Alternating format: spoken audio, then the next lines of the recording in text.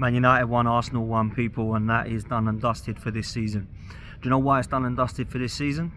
Because we play like that against either of the Madrids and we're getting dumped out of the Champions League, which means that it's season over and it's a trophyless season yet again. And people will say to me, what does that mean for Mikel Arteta? Well, we know what's happening. There's no more point me shouting for him out. There's no point me saying that he should be sacked.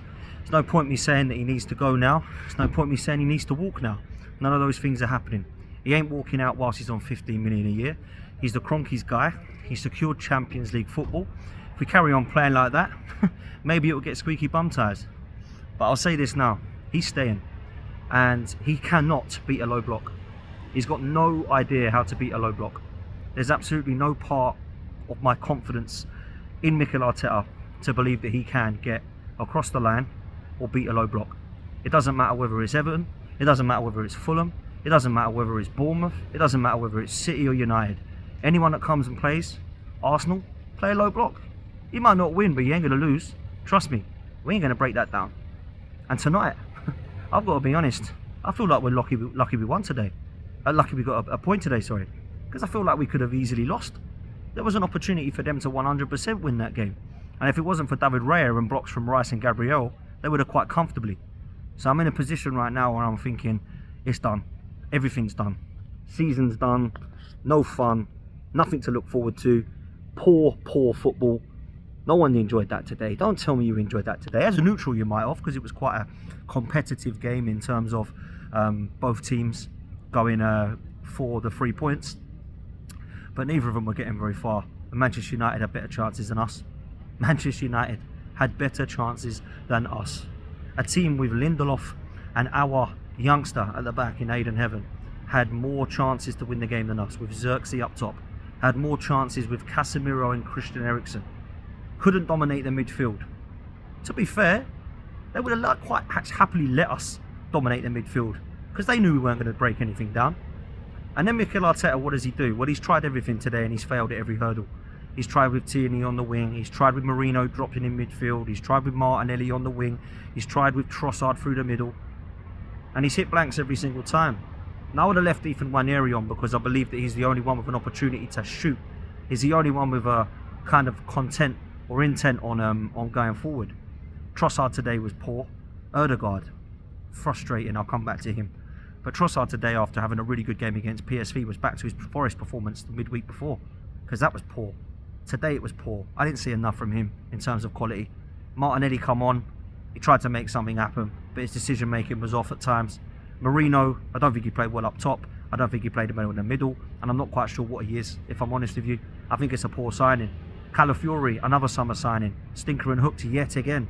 How many more times are we going to let these players just waltz past them, whether it's Garnacho, whether it's Wan-Bissaka, whether it's midweek, whether it's Hudson-Odoi? I've seen this guy get skinned now, and I'm not a fan. I've just got to be honest. I don't think it's a good signing. So I think the summer has been poor. And then let's not forget that Raheem Sterling is now not just behind Saka, Martinelli and Havertz. He's behind Trossard, he's behind Nwaneri, and he's behind Zinchenko and Tierney. That's how bad this summer signing was. That he's sitting on the bench, earning shitloads of money, and he's just laughing, lapping it up.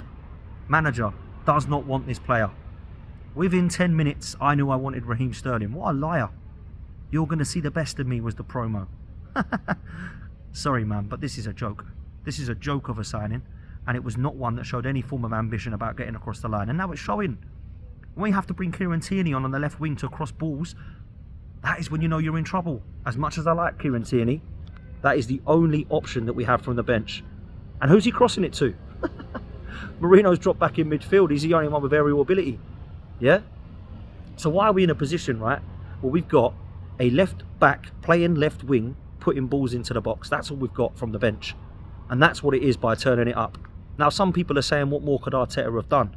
It's not about that today. Arteta did try to change it up, but he failed at every single time. So when you look at that Man United side, you think Manchester United didn't really have to do much today. It wasn't like their goal was being peppered. They set up, they let us have the ball, and they said, you think you're good? Your manager's on 15 million a year. See if he can work it out. And he hasn't worked it out.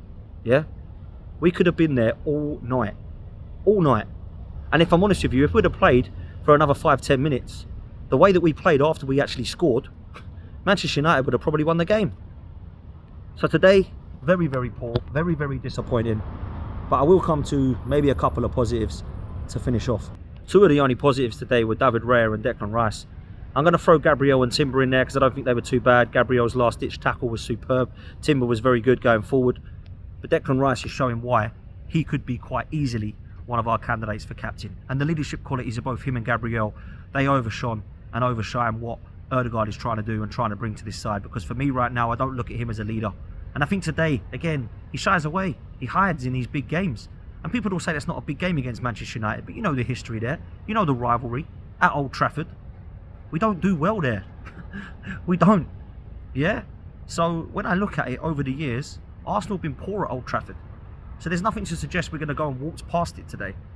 Last season I got cocky. I said, yeah, we're going to win about 3 or 4-0. Man United are in the mud. Manchester United are worse than they were last season when we beat them 1-0.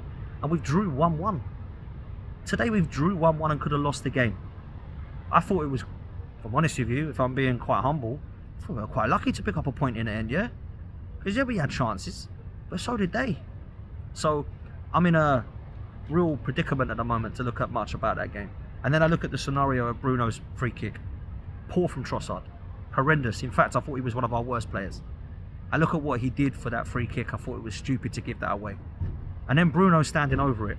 And as Raya's lining up his wall, I'm thinking, you're giving him an opportunity to shoot there. He could quite easily put this top bins. And do you know what's embarrassing? He didn't even put it top bins. He didn't need to. It was pretty much in the middle of the goal. And because Raya's standing there, positioning all wrong, he can't get across in time. So we go 1-0 down. Raya makes up for it with 2-3 unbelievable saves. In fact, there was one double save that was very, very impressive. Declan Rice with a last-ditch tackle. Gabriel with a last-ditch tackle. And then, of course, Declan steps forward and gets the goal, which was a great move, by the way, from both Martinelli, Timber, and then, of course, shot by Declan Rice. We're in a position where I thought the manager at times really did balls it up with some of his subs. And where the way we were setting up, I didn't know where everyone was playing. At times I saw Calafiori in the middle, then he came off, Lewis Skelly come on, Tierney at left wing, Partey came off, so Marino dropped back into midfield and was absolutely awful. It's quite funny, did he just forget how to play in midfield now that he's a striker all of a sudden? Because he was absolutely awful today in most of what he did. So I'm not a fan, if I'm honest, with what I've seen. And Ethan should have stayed on. I'll say that and I'll say it again. Ethan should have stayed on today because there was an opportunity for him to cut inside and have a dig at times. And yeah, he weren't great. I didn't think he was amazing at all. And I'm not saying he should have been amazing every single time. Because at 17 years old, you've got to look at that and think it's a worry.